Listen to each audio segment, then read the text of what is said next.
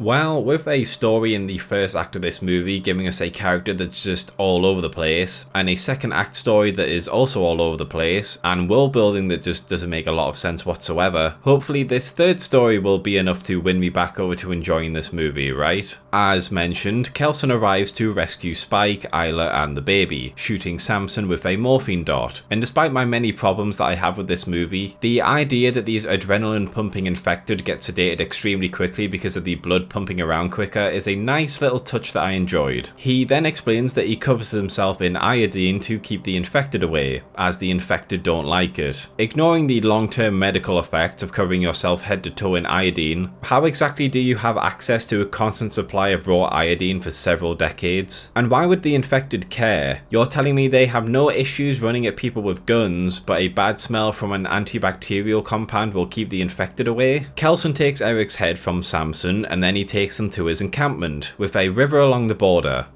This helps to keep them out.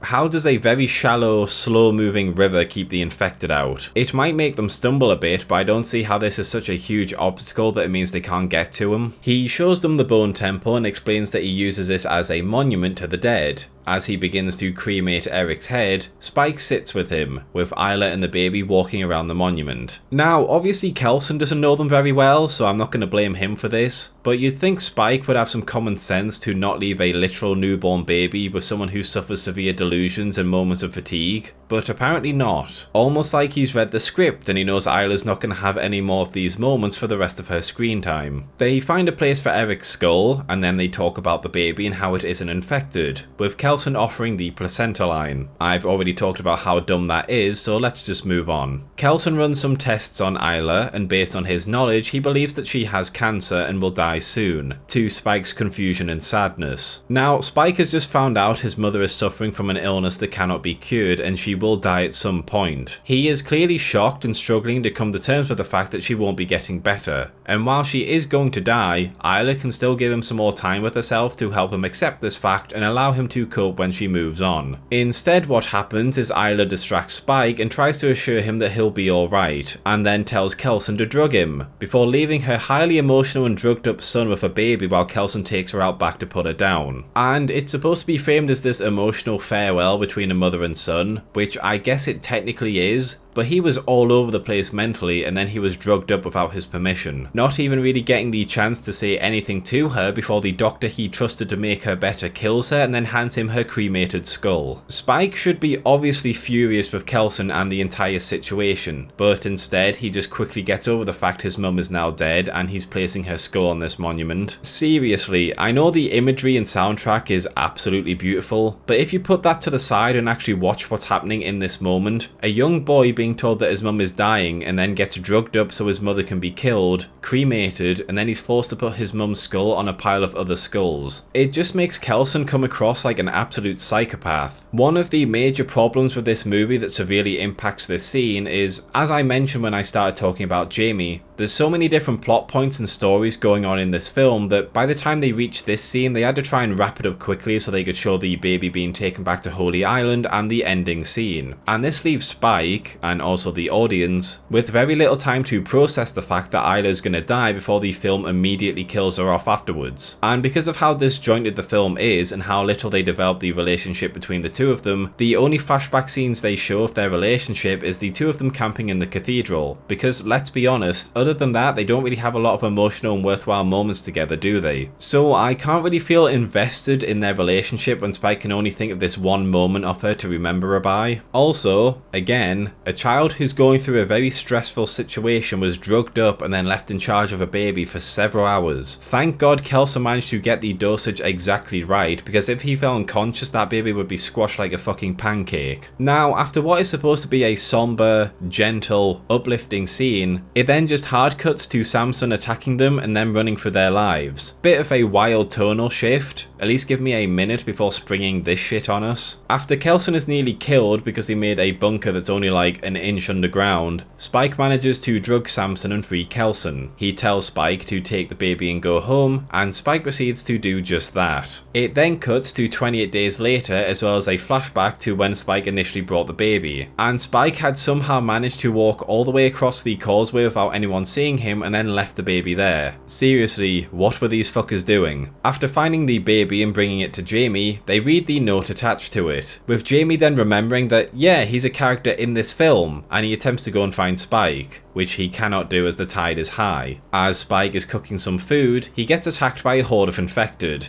killing some of them before being stopped by a rock slide in the road. Before he can climb it, he is met by Jimmy Crystal, who offers him and his gang to fight the rest of the horde, with Spike accepting it. We then see a very over-the-top, tonally out-of-place fight scene, and then the movie ends.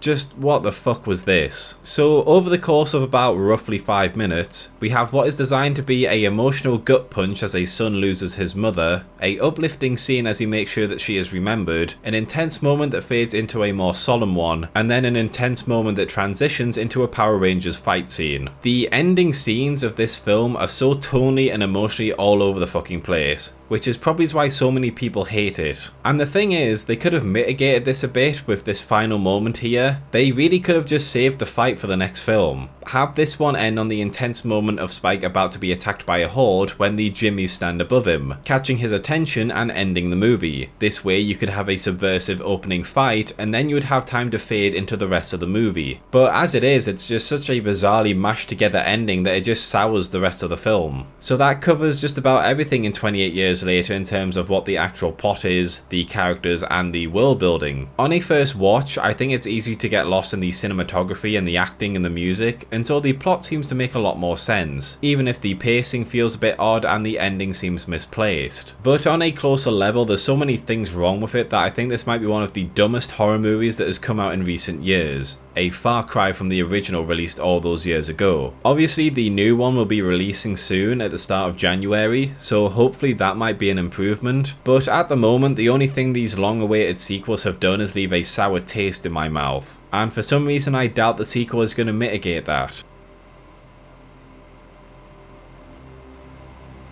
Thanks for watching, lads and lasses. If you enjoyed this video, please consider liking, subscribing and checking out some of my other videos. Sharing always helps, and if you're feeling really generous, please consider my Patreon or YouTube membership. I also have a Twitter and occasionally I do live streams. But most of all, I just hope you had a great day and hopefully I will see you in the next video.